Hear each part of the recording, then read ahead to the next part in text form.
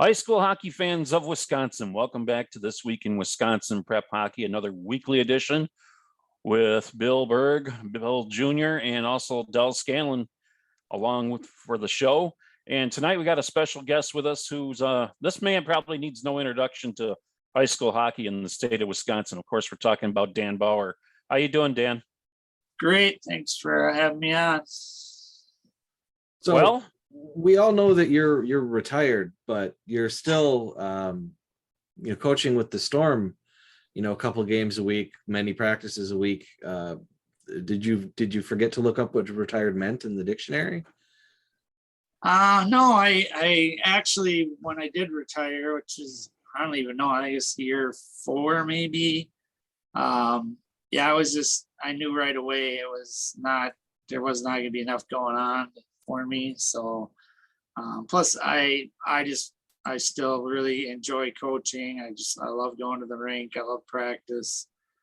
So it was a no-brainer for me to keep going. I just be perfectly honest, I can't imagine not doing it. So I was just happy that Jacques was, had offered me the spot and everything worked out, and I was able to keep coaching and get rid of the 2-hour commute every day, which after 5 years was just kind of had enough of that. Just felt like I couldn't keep going with that anymore. So when you're not coaching, what are you doing? Writing, still doing some of that. I did quite a bit of last year. I subbed a lot. Actually, I subbed 2 days a week almost the entire year because they couldn't get anyone to come in. This year I haven't subbed a day at all. So mostly writing, working on hockey practice plans. Right now we have my oldest daughter and her almost 2-year-old son living with us, and her husband there just left Africa, Zambia, and they're in the States now until they get their visas cleared to go to Australia. So they've been here for about a month now, which has been fun. So, but I still get to chase the twins around a little bit and see what they're doing. And so I don't know. I mean, you find ways to fill up the day for sure. Not a lot of hockey rinks in Zambia or Australia, I would guess. No, Kristen was the figure skater. So okay. Her and Becca both figure skated in between Theron and then the twins. So she taught over in Zambia. They were over there for almost 9 years, and I was hoping they were going to move closer to the United States, but I think they actually got farther away. So farther away and in the other direction. Yeah. What part of Australia are they going to, Dan? The west side, I think. I'm not even sure. I know once you get to Australia, you have to fly across the country to get to their side. So directionally, I'm not sure what that is. But. Okay, I was just kind of curious.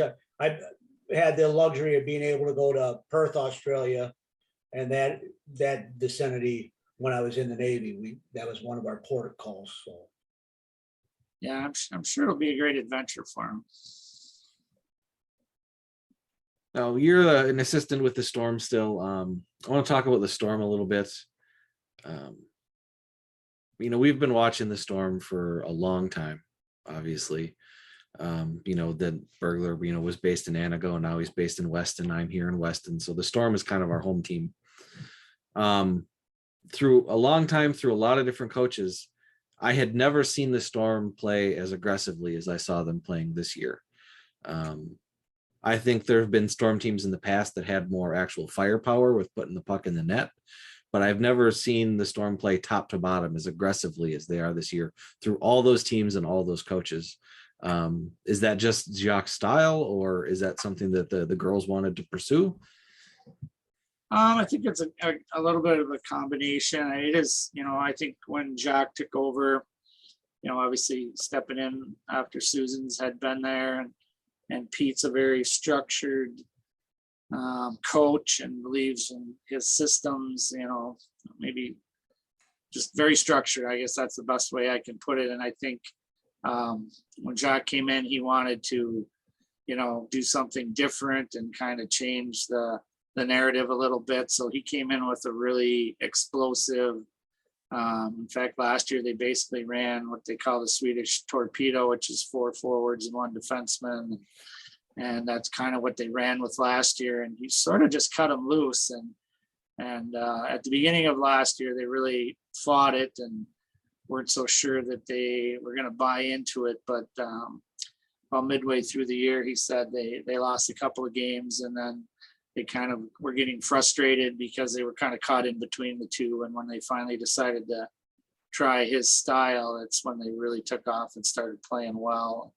We've kind of a little bit of both of that this year. I mean, we're probably a little bit opposite of each other, and I think we knew that when we decided to try this. Is I'm a little more structured based probably, and he's maybe a little bit less, but we're kind of finding a meet in the middle that we're both happy with. And yeah, they've been playing pretty good hockey. I mean, we've been pretty happy with our results. You know, we lost a couple, but generally they've been pretty solid for us.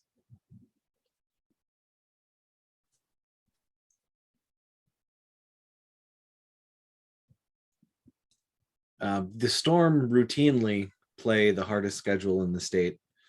Obviously, you guys aren't in a conference at this point, so it's an entire non-conference schedule. You guys schedule whoever you can when you can, and you play everybody at the top of the rankings. You know, going through coaching all the years you did as a head coach and as an assistant, and seeing obviously your own daughters went on to play college hockey. Seeing all the teams that you're seeing across the state, you know, which players stand out to you this year as those players that are going to move on and play at the next level when they're done in high school? There's some really good talent out there. I mean, obviously Zilich jumps off the chart. I think anybody that goes and watches her play, and I think you guys were at the game the other night when they played us, and she basically took it over when she wanted to, and just the velocity and accuracy that she could shoot the puck with is amazing to me. She's just a fun player to watch. Maybe not as much fun when you're on the other bench, but you have to respect how good she is. You know, Rentmeester obviously is a really good hockey player for them and still pretty young. This Sundby down in the Fusion, I don't know if you've seen them play yet or not, but she's a really interesting little player. Not very big, but just outstanding with the puck and hockey smarts, and just really, again, one of those players I think is really fun to watch. Hayward's got 2 freshmen, Sheehan and 17, I think, is the other one, that both play on their first line, and they're both going to be really good hockey players. Autumn Cooper from Superior, really good hockey player. Number 2 from Bay Area, I can't pronounce her last name, but she's kind of sneaky out there. Like, you watch her and you're not really thinking like she's going to do that much damage, but she's a really good player. I think Bay Area might be the most balanced team that we played, that has like the most depth. Maybe them or Metro Lynx. I think Metro Lynx has a lot of depth too. So yeah, I mean, there's some really good players. Bronson from Alaska, she's a good hockey player. Somebody you have to pay attention to when you play against them. And we haven't seen Western Wisconsin. We're playing them this weekend, so I know they have 2 or 3 players that have been putting up a lot of points. So sure, I probably missed a few in there, but those are just some that I can think of off the top. And go ahead, Del. The Fox Cities team, you guys played them basically a week ago. It was a really close game, 4-3, and they're sitting there 16-1-1, and I think that their one tie was against Bay Area. Yep. And stuff. What's their team like? I haven't gotten to see them. Burglar has. But. I mean, they have some good depth too. I mean, they play 3 lines pretty regularly. They for 2 periods when they played us, they pretty much split Zilich and Rentmeester, and then the 3rd period they played together quite a bit. But those are really, I mean, those are the 2 that I feel like, if you can shut those two down when you play them, you're going to have a pretty good chance at coming out ahead. And but they're just, Zilich is just, she's just good. Like she's I kind of call her, Daryl Belfry has a name for players like that. He calls them spiders that just sort of lure the puck towards them. Like they just sort of are kind of not really, don't know where they are. And all of a sudden, just out of nowhere, they're there and they have the puck and they're right on top of the goalie. And she's very good at that. And she just skates so well, competes hard, and just her shot is just, it's real good. Bay Area. She put three of them right under the bar, and I don't know that anybody would stop them. Bay Area is the only team that has kept her out of the net this season. In their first game, Bay Area won 5-2, and she didn't have a point. In the second one, it was that 1-1 tie, and she didn't have a point. Yeah, those are the only games this year she hasn't scored a goal. Yeah, I would believe that. Like I said, I think if you can keep her off of the score sheet, you have a pretty good chance of being successful against them. But that's a really, really tall task to shut. Well, yeah, we can talk with one of the. I mean, that game last week was our game of the week, so we were going to talk about that at some point anyway. And I was gonna mention that, had we still been playing 15-minute periods, you guys may have won that game, because you did keep things under control for about 14 minutes out of each period. The Storm did control, like I said, the first 14 minutes of each period, but everybody talks about Zilich and Rentmeester, and their scoring, but like you said, Fox City's rolling three lines, and on their second line, what's her name? Malaya Streck. She is just nonstop. I mean, she's just all over the ice constantly. And I mean, rolling those, I don't know, did it seem like they wore you down? Because it was like in the last 3 minutes of the first period, Zilich got the puck and came in along the side, and she skated out from the corner, put a backhand up top. Just over a minute to go in the second period, she skated down the right side, got around your defenseman, came to the front of the net and shot and scored. About a half minute later, she got the puck again, and I think your defenseman backed up a little too deep, and she was able to pick that spot again. And in the with under 3 minutes to go in the third period, Rentmeester got the puck and scored. So it's like, you guys had them. Did they just wear you down, or because? I don't know. I mean, we play three lines pretty religiously. Also, I mean, we seldom. I don't think there's been really a game this year where we even backed off and played two. We pretty much played three from start to finish. So. I mean, I just think it was just timing.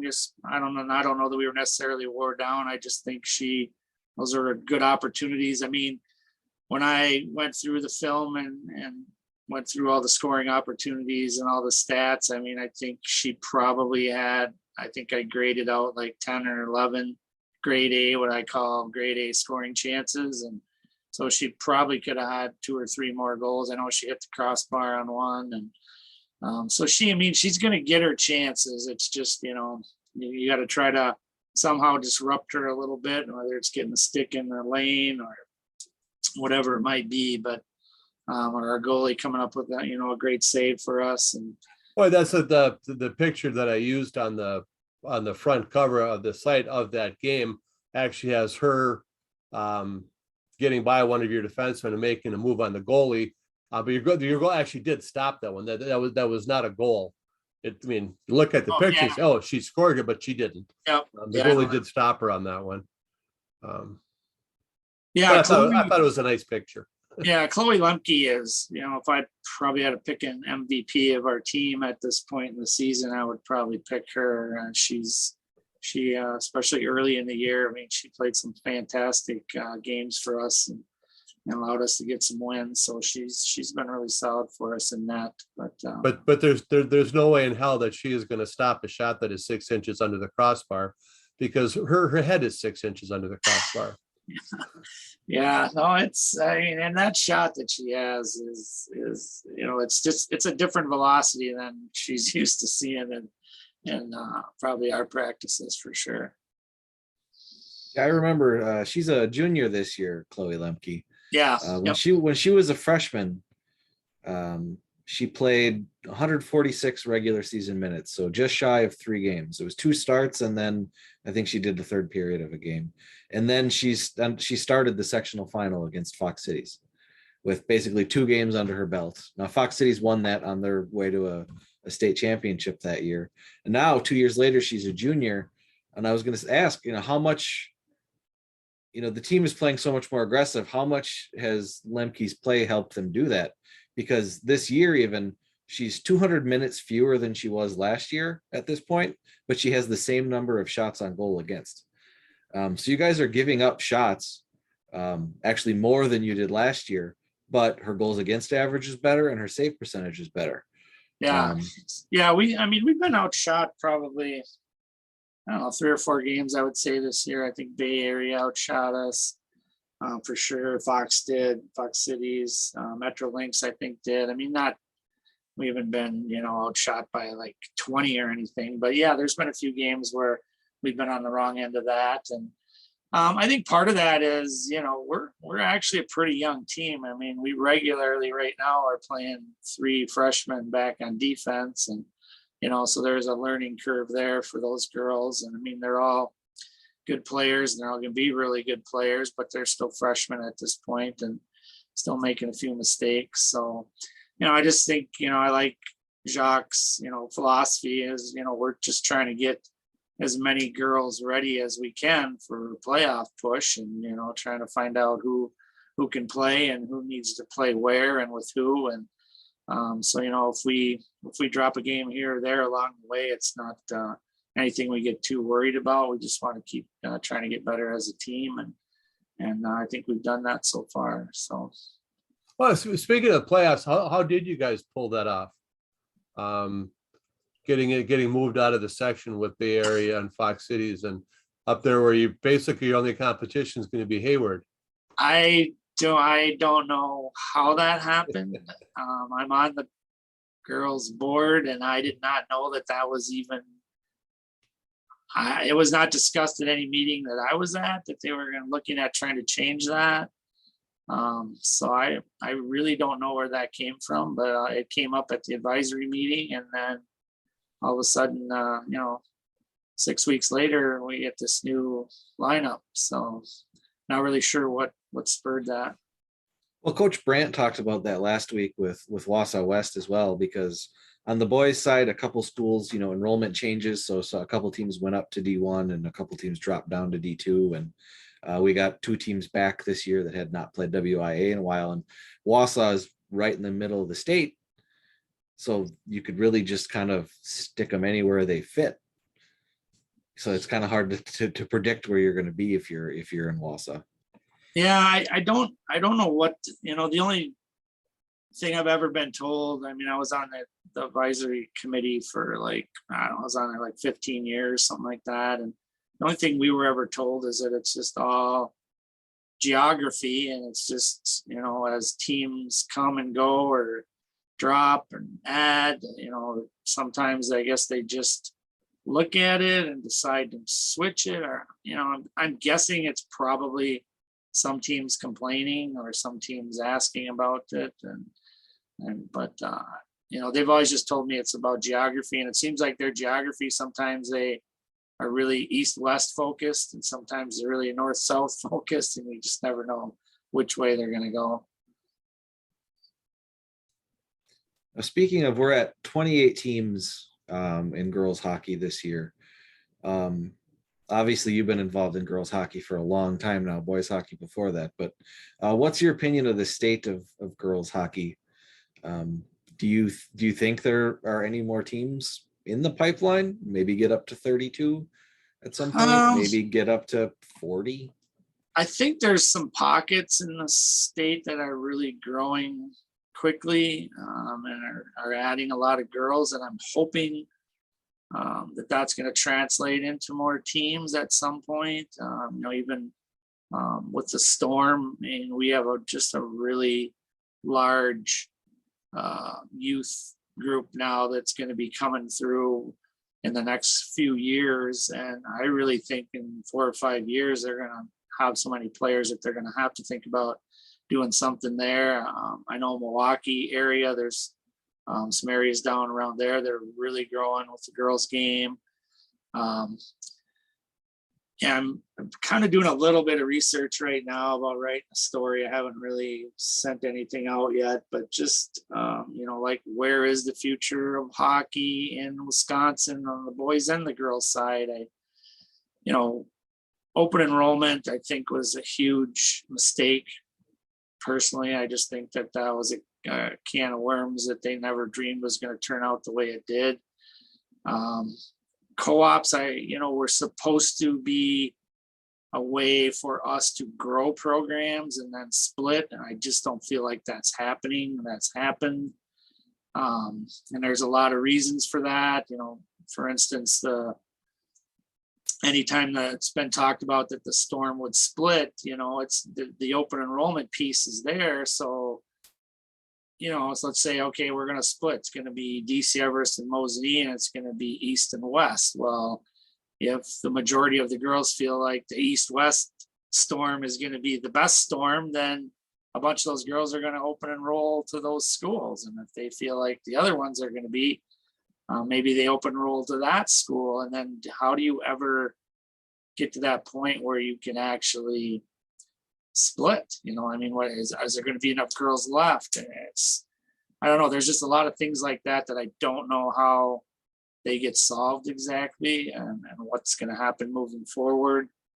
I just think sometimes people are more concerned about what's happening with their daughter and their program, and we don't look at the greater good of what we're trying to build. But that's just my take. I mean, we've talked about it on the podcast a couple times, but my daughter is in Learn to Skate in Everest Youth Hockey this year. She's 5, so she's got a long way to go before she's in high school.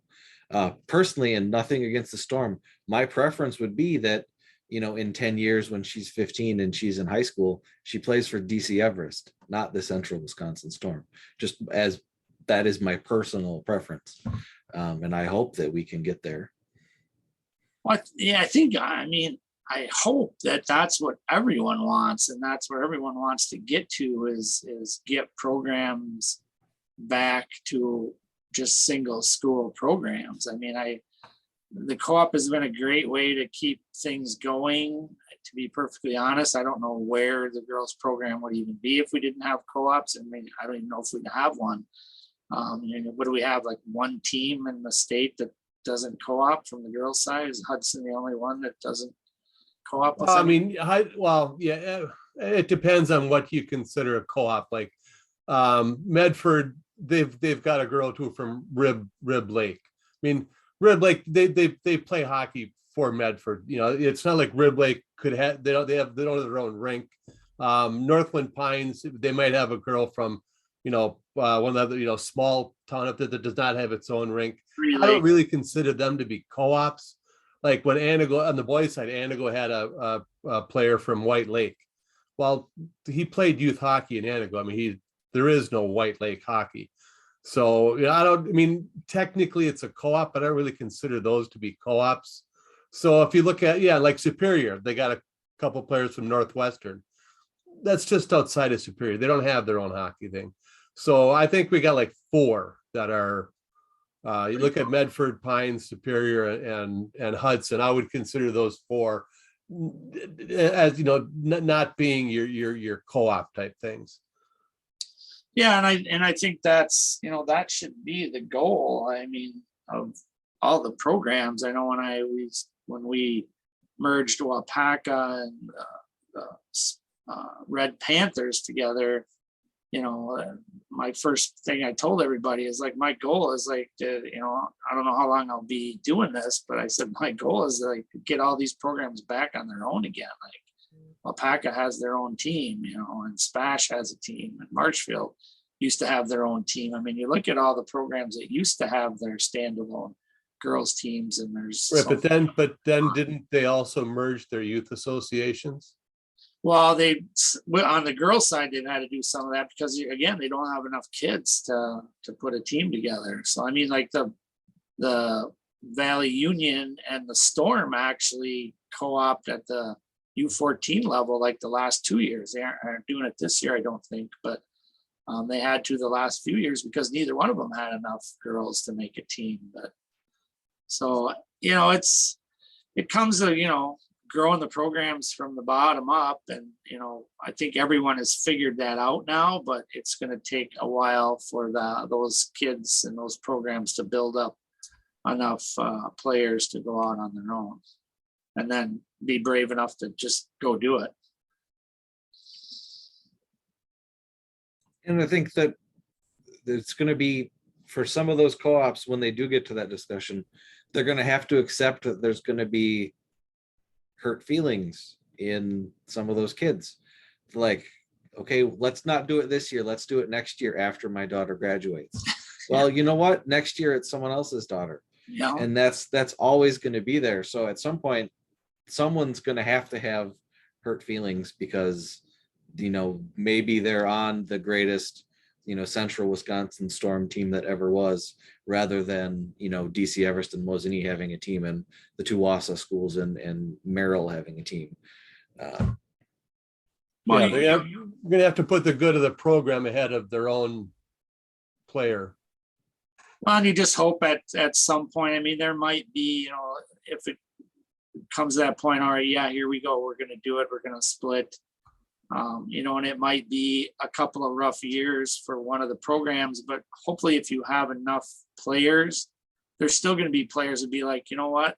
I don't care if I'm not on the best, whatever team. I just want to be able to play every day. So I'll go here because I'm going to get to play, and I'm not going to be sitting on the bench. So you get more. Yeah. You'll end up with more ice time.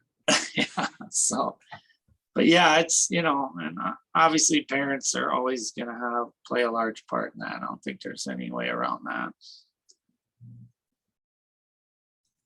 Well, I think it helps because girls hockey in Wisconsin is the smallest of all of Wisconsin's winter sports.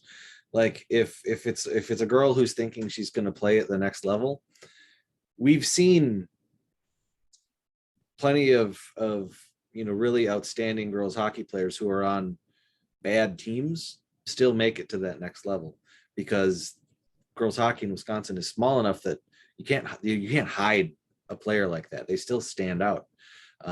Like even at UW Eau Claire, while your daughters were there, there were a couple players from that what were essentially pretty bad superior teams who were Division III college hockey players at Eau Claire because they were still really good and they still got noticed because girls hockey is still small enough that nobody really gets a chance to hide.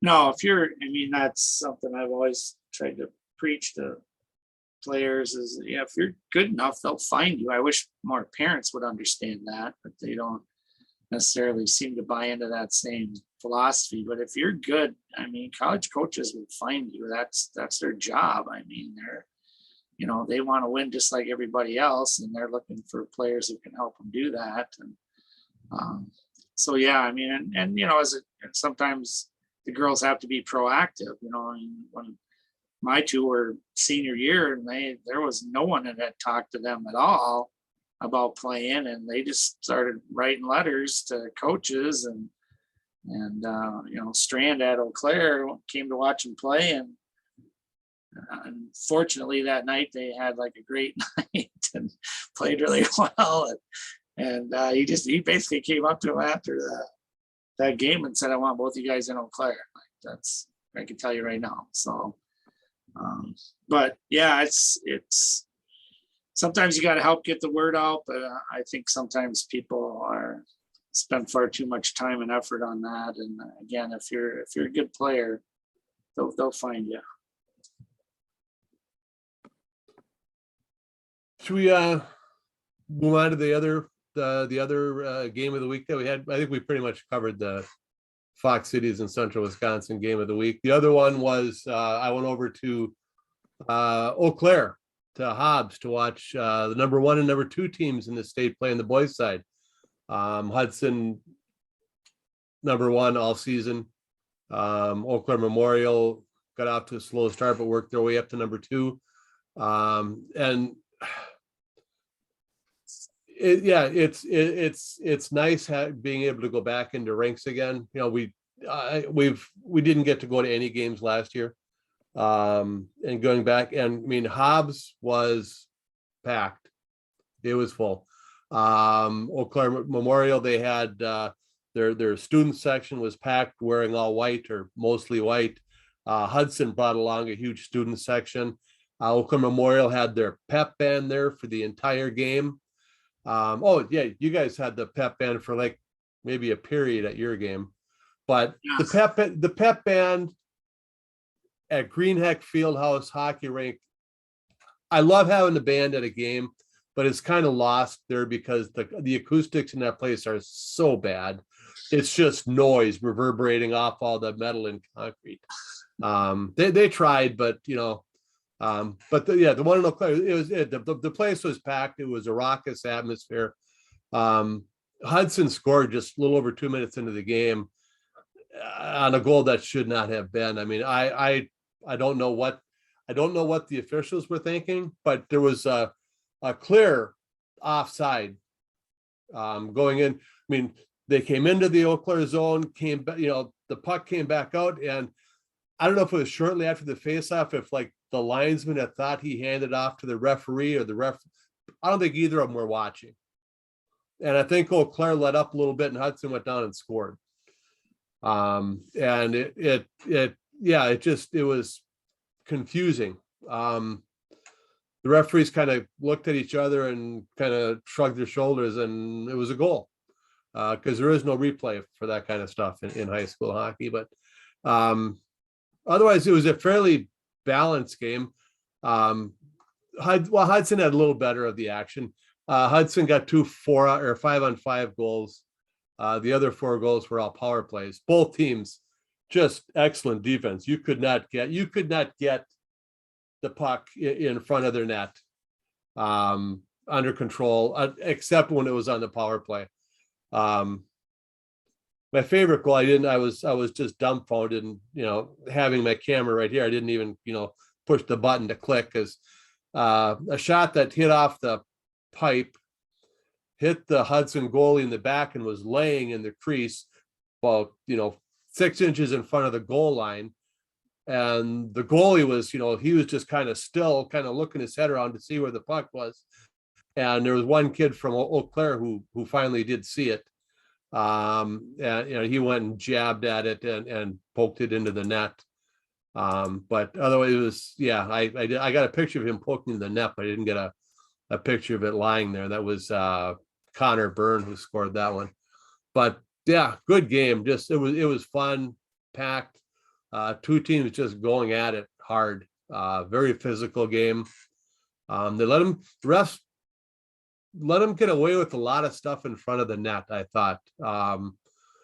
There was one instance where, right after the puck was frozen, one of the players did, cross check the guy. So the other team came in and hit him. Well, those 2 guys both went to the box. But otherwise, they let a lot of stuff go at the whistle and after the whistle and that kind of stuff. But I don't think anybody's complaining about it. It was just a good physical hockey game. Hudson had a little more firepower than Memorial did. But yeah, fun game. In fact, we're gonna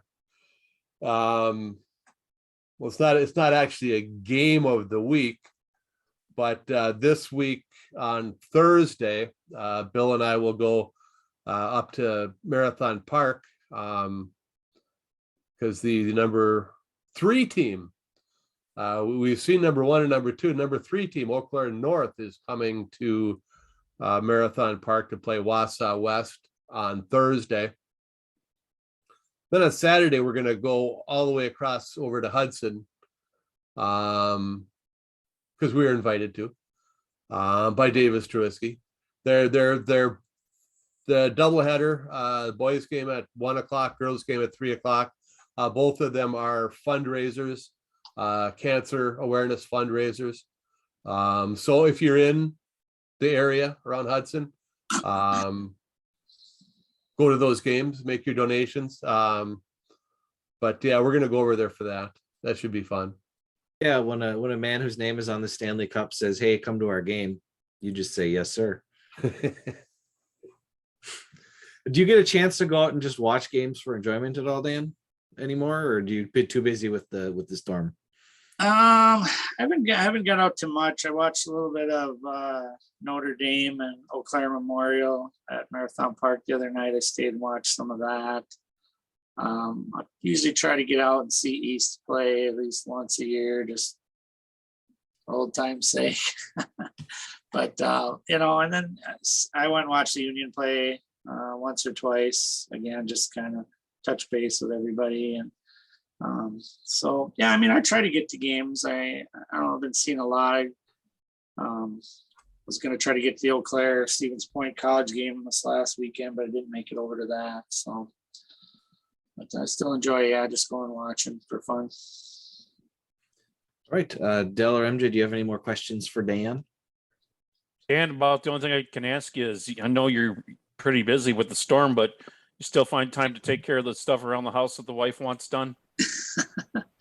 Yeah, some of it. I'm not exactly the most handy guy in the world, I wouldn't say. So there's some of that she doesn't want me to take care of because it won't turn out well. So first thing I told my wife is, you did not marry Bob Vila. I am not good at anything.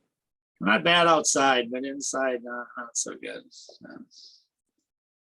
As my other son Bob says, just hire a guy. Yeah, whenever I can, I do. Somebody knows what they're doing. A lot less that way half the time. I could just picture the realtor going through the house when we were selling our house in Antigo that we lived in for almost 30 years. The guy that lived here for the last 30 years, I mean, he liked doing a lot of the stuff modifications himself. He just wasn't very good at it. Is that why when you were getting ready to sell the house, I'm the one that replaced like light fixtures and outlets and? Well, no, just because I thought you could be electrocuted better than I could. I was expendable. Yes. All right. You can stick around if you want, Coach, or you don't have to.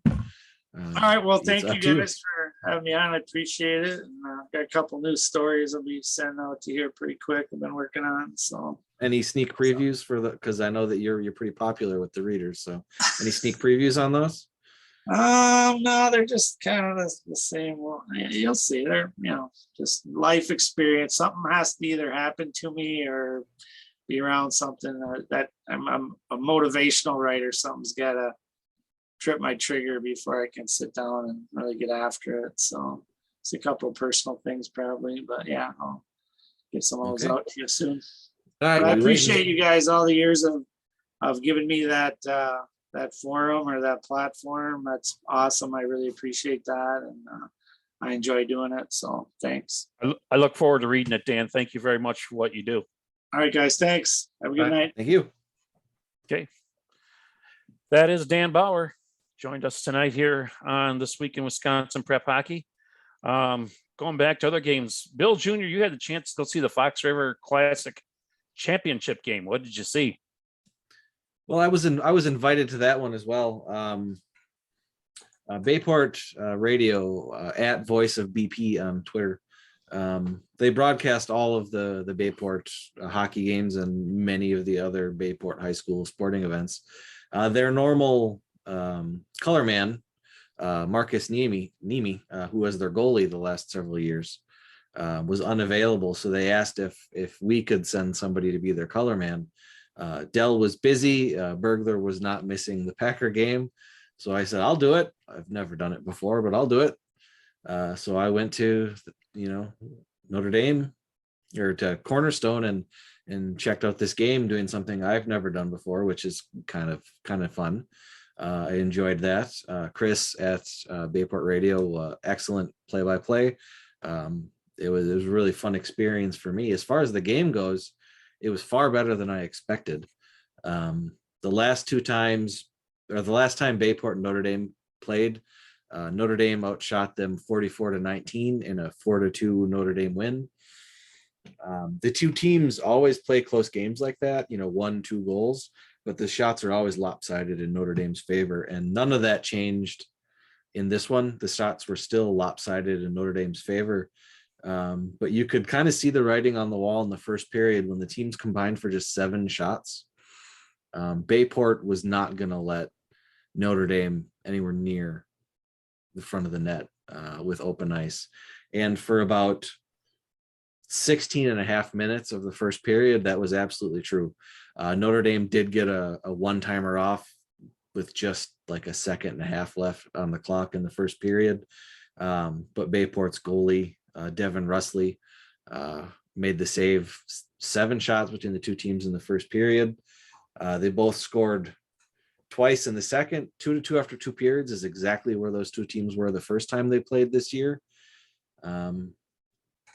Bayport took the lead 33 seconds into the third period, and you could kind of feel it in the arena. Even though Notre Dame was the deeper team and they were getting far more shots on goal, you could just kind of feel it in the arena. It felt like Bayport's night. 6 minutes later, Notre Dame tied it up. 6 minutes after that, Bayport took the lead again.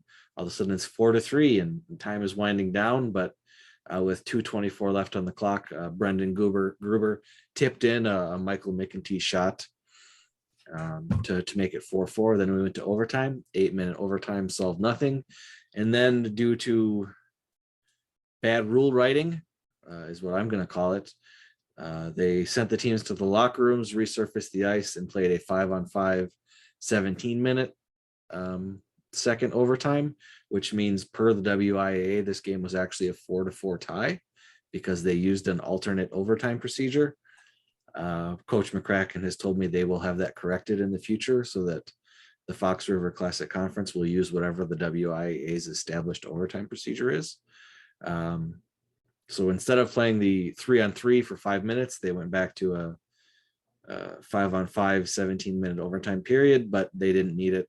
It was just a couple minutes into the period when Brendan Gruber roofed a wrist shot from the slot up over the glove hand of Russley to make it a 5-4 Notre Dame win in double overtime. Some interesting notes for both these teams. Both of them had sophomores in the net in a conference championship game. One of those teams obviously is ranked 4th in the state. They both got sophomore goalies. Bayport only has 2 seniors on the team at all. And their starting line of Sam Lyons, Will Lyons, and Nick Voss probably played 35 plus minutes in the game. And Nick Voss was also on another line with Brady Gilbertson, and I forget who the other one was. Like, he was centering 2 lines. He had to play 40 minutes of a 51-minute hockey game. He was always on the ice. He had 2 of Bayport's goals. That line of Lyons, and Voss is as good as any line I've seen watching Notre Dame twice this year, watching Eau Claire Memorial, watching Wausau West. That line's as good as any of the lines on those teams. They really worked hard and looked really good. Big difference between this game and Burglar's game between Hudson and Eau Claire Memorial is I think I saw 2 body checks the entire game. These are 2 finesse teams that would rather move the puck and pass it around on the big sheet of ice at Cornerstone than play a good old-fashioned snot knocker. But yeah, it was a fantastic game. You couldn't ask for a better game in a conference championship game.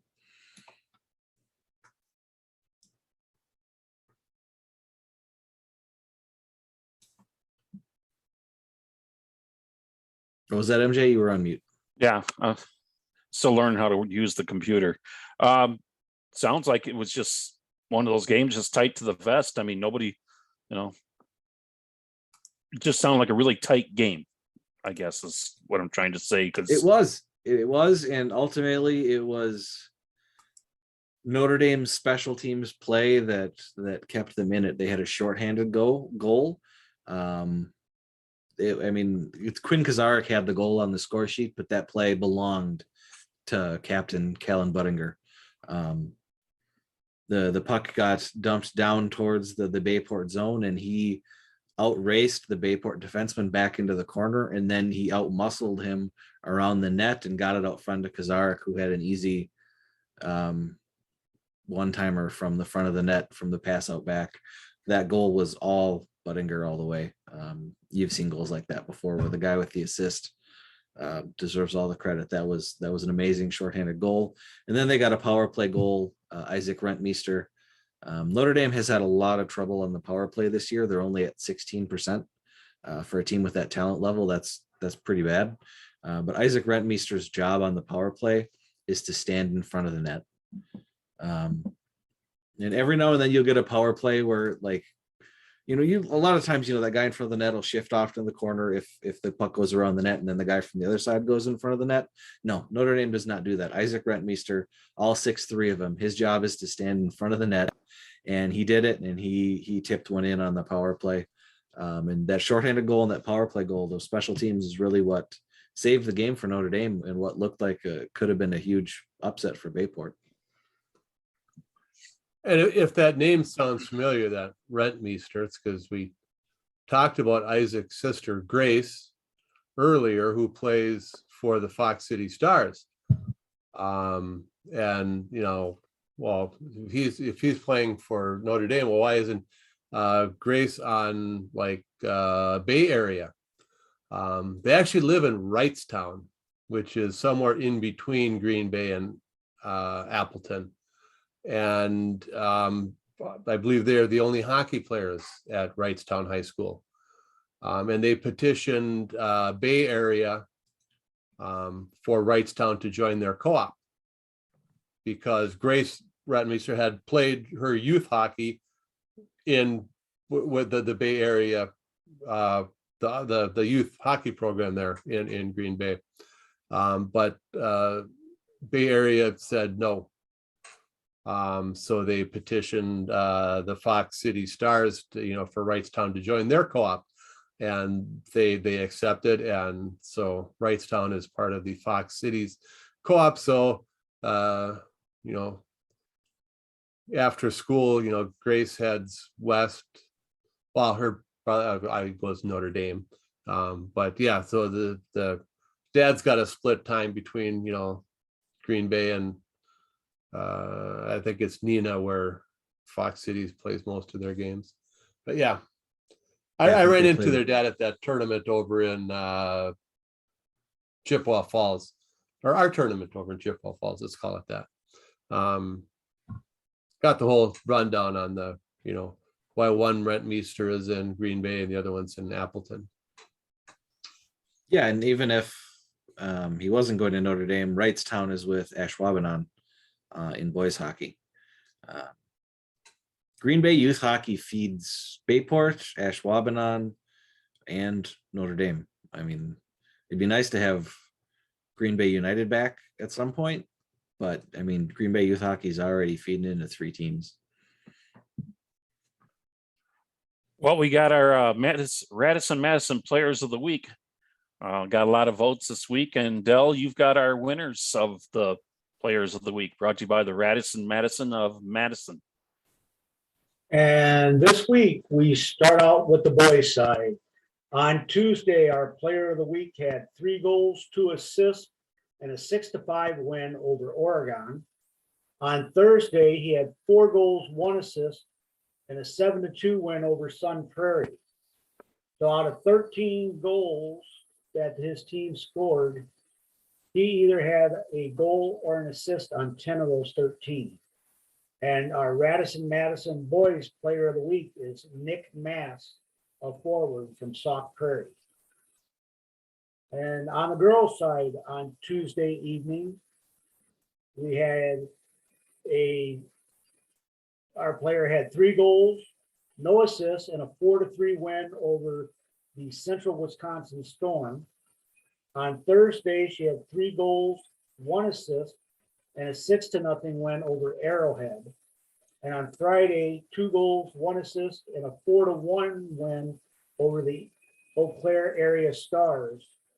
And so she had a total of 10 points out of 14 goals that her team scored, and that is Michaela Zilish, a forward for the Fox City Stars.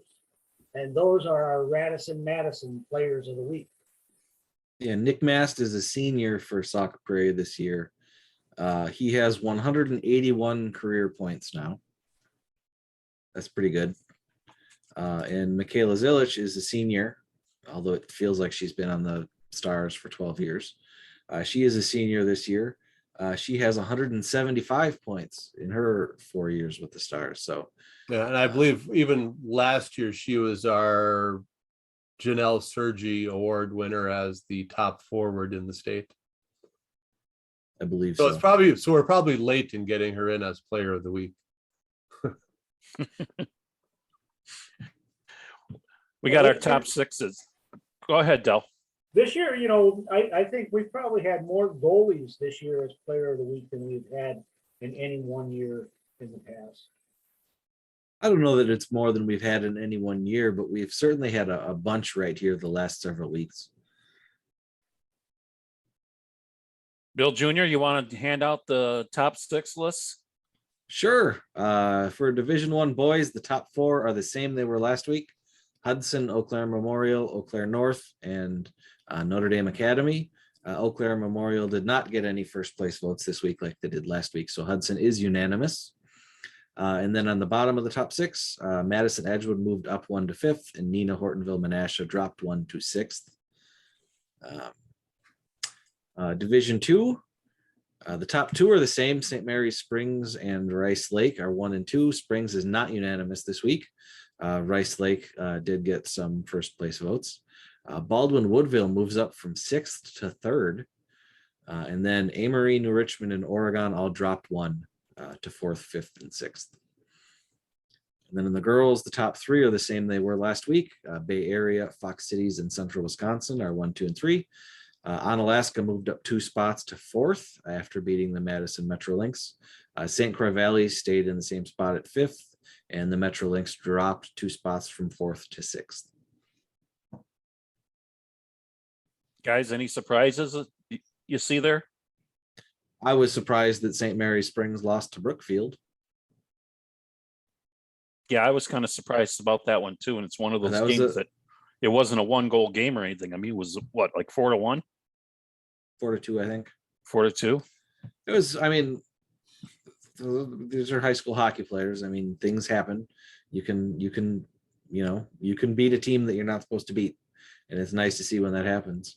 Rice Lake, for their part, just existing in the Big Rivers Conference does a lot for them. They're 9-5 this year, and all of their losses are conference games. Yeah, MJ, Springs. It wasn't like it was a 1-goal game. No, it was 4-2 with an empty netter. Okay. So it basically was a 1-goal game. It was a 1-goal Okay. game. I don't know what I'm talking about. Don't listen to me. Yeah, Still, you got it. Rice Lake in that number 2 spot. If you look at their non-conference schedule, they beat Amory 3-1. They're ranked. They beat Mosinee 7-4. They have been ranked. They beat Lakeland 4-1. They have been ranked. They beat Hayward 2-1. They were ranked earlier in the season. They beat New Richmond. That's a conference game, 7-3. So against their D2 fellows, Rice Lake is really putting it together. Their only losses this season, like I said, are Hudson, Eau Claire North, Eau Claire Memorial, and Chippewa Falls. I mean, they're not in our top 6, but according to the computer rankings, Chippewa Falls is 8th in D1. So yeah, outside of D1 top 10s, Rice Lake is undefeated. And primed to go for a long playoff run, which is, guys, if I think it's about 3 weeks from tomorrow night, it all gets started. Should be soon. Let's see. We got a couple February more 6th weeks. is 2 weeks from today, or February 7th is 2 weeks from today.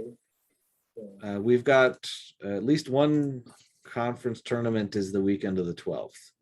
So then the playoffs should start the 19th, 26th, and then this state tournament on the weekend of the 5th. Is that right? Yeah, It's the rolling last around. The last games that we have on the schedule are the 12th of February. That's Saturday. So I'd imagine they will start on the following Tuesday, which is not quite Valentine's Day, but. And then I guess you always deliver when it comes to Valentine's Day to the lovely Mrs. Berg, as you call her. Well, unless there's a hockey game I have to go to. But well, And I mean, she won't be home. that is the anniversary also. I Well, was smart enough to get married on Valentine's Day, so I would never be able to forget my anniversary. Valentine's Day this year will be a podcast night. Oh, She's going to be up in Minnesota anyway. well, she will be. Yeah, that's right. She's So- leaving me temporarily. We think. Upcoming games of the week have Rhinelander at Mosinee and Black River Falls. The girls taking on the Icebergs on Saturday. So that's what WIPH has for games of the week. Yeah, we're obviously we're looking forward to the Great Northern Conference tournament. That's that the second week in February there. We'll have the Badgerland tournament coming up the weekend before that.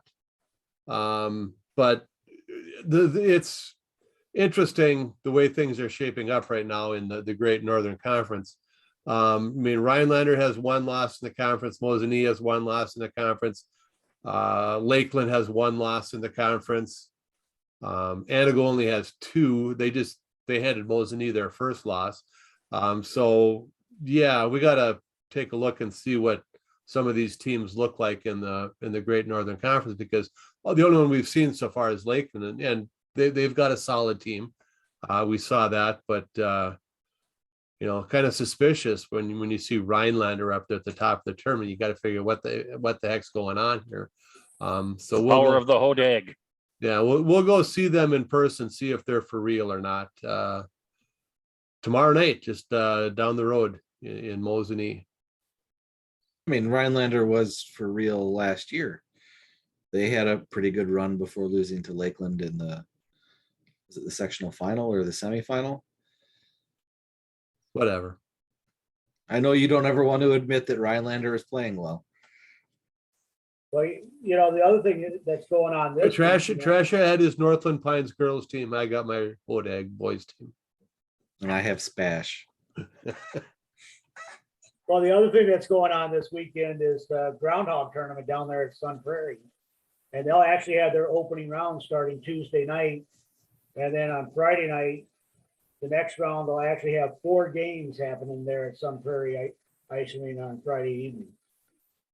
I spent some time on the phone with the head coach of Waukesha, Raja Aylesworth, and his Waukesha squad. Looking forward to going over there and playing in that tournament, the Groundhog tournament, possibly looking at a Friday night matchup against Madison Edgewood. And that would be a pretty good matchup. Waukesha has Tyler Dale, who's one of the leading scorers in the state. And, Edgewood's got a deep squad and, could be a pretty good matchup. And I know Waukesha is kind of looking forward to it if it comes down to that. But that would be a Friday game. I'm sitting here and I'm looking at it and I'm saying, you look at the first round games and you got Monona Grove at Wanakee, Madison Memorial versus Sun Prairie, KMMO against Waukesha, and then Edgewood against Oregon in your opening round and stuff. So I go, looking at that, I go that Madison Edgewood Oregon could be an interesting opening round game there. They have played once already this year in which Edgewood won that. But this time I think it's going to be on Oregon's home ice. So who knows what happens on Tuesday evening. Yeah, When you look at it, Burglar and I are going to 4 games this week. When you look at those groundhog matchups, those 4 are kind of pretty good. I mean, the Wanakee Monona Grove one could get a little bit out of hand, but I mean, the other three look like they could be pretty fairly good matchups. So, yep, be interesting to be talking about all of it on next Monday. Yep. Our final thoughts. This show is about history for the week, and state tournament's coming up shortly, as we just alluded to a little bit ago.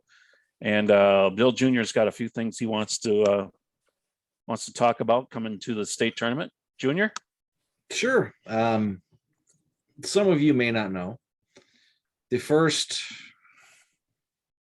3, 4, 5 seasons that we had Wisconsin Prep Hockey on Sports Engine, we actually charged the coaches in the state $100 per team to maintain their stats for them.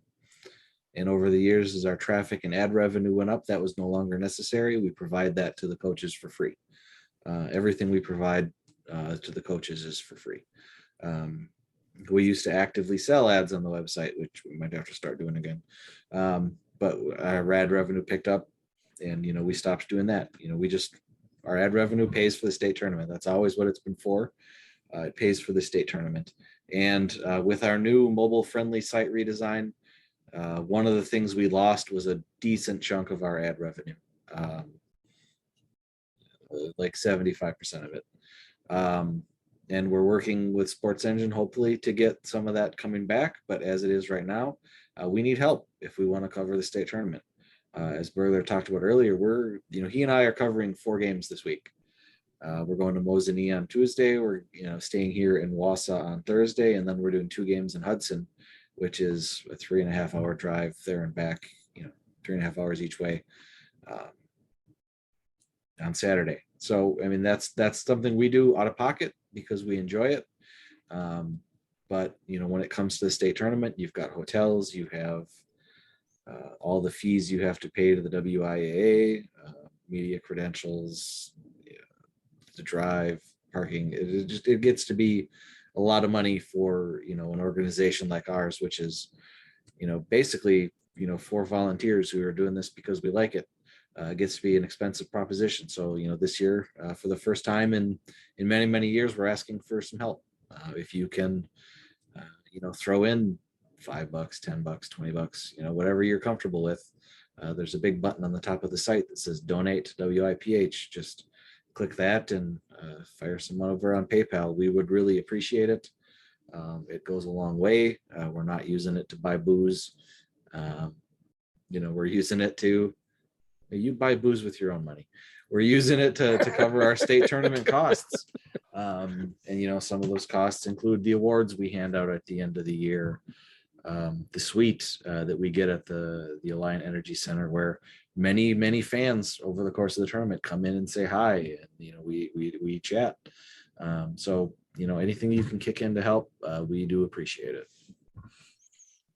Even booster clubs that have money. I mean, talk to your booster club, bring it up at one of the meetings that 4 guys that cover the state the best they can, and lend a great service to high school hockey that could use a little help.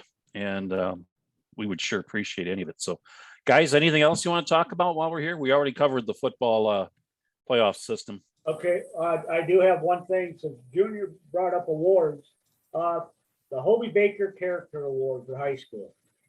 They've got 2 weeks left of voting to be able to turn their names in of a senior from your team for this award. And I actually got numbers from Jim Hayes this morning. Out of our high school boys teams, 21 names have been turned in so far. Out of our high school girls team, we've had 5 names turned in. That's less than 20% of the teams represented on the girls side. And I couldn't remember the number of boys teams to divide that one up. It's only about a quarter. Still only 21 names on the boys side. You've got 2 weeks left to turn those names in. And we really think that there's a lot of seniors out there that would love to have that award. There's a lot of seniors out there very deserving of that award. So coaches, do your job and put your player out there for the Hobie Baker Award. Okay, guys, anything else? I tallied it up earlier this week and determined that the four of us have seen and written about 44 teams, different Wisconsin teams so far this year, which I think is pretty good, considering that, MJ very obviously can't be doing a lot of hockey this year, and nobody's holding that against him. So, Not that I don't between- want to, believe me. yeah, and I know you do, but you have more important things to be doing. So yeah, we've seen 44 teams and gotten them on the site this year. I know there's the perception out there that we really only care about the teams that are ranked, but there are not 44 ranked teams in the state. Every team wants a little bit of love, no doubt about that. Even Good Ryan. point to bring up. Even Rhinelander. Hail to the Hodag. Oh, Where are we sending the am I email? gonna hear from Jeff Paulson tomorrow again? Brian Paulson. Brian Paulson, his dad's Jeff Paulson. Yeah, I'm gonna hear from Brian Paulson again tomorrow. Brian, I'm just kidding, sort of. All right, guys, is that about it? That is about it. That we're falling off the rails here. So for the Berg times 2, Dell and myself, thanks for listening. We'll do better next week. You've been listening to This Week on Wisconsin Prep Hockey. You didn't even say the name of the show right. This Week in Wisconsin Prep What did I Hockey. say? On Wisconsin Prep You Hockey? said on. On Wisconsin. Oh, Yeah. and as far as the NFL playoff overtime thing, they didn't change it for Peyton Manning. Peyton Manning was in an overtime game where he never got the ball. They didn't change it for him. They're not going to change it for what the hell that guy's name is in Buffalo. Josh Allen. Yeah. They didn't change for Peyton Manning. They're not changing it for Josh Allen.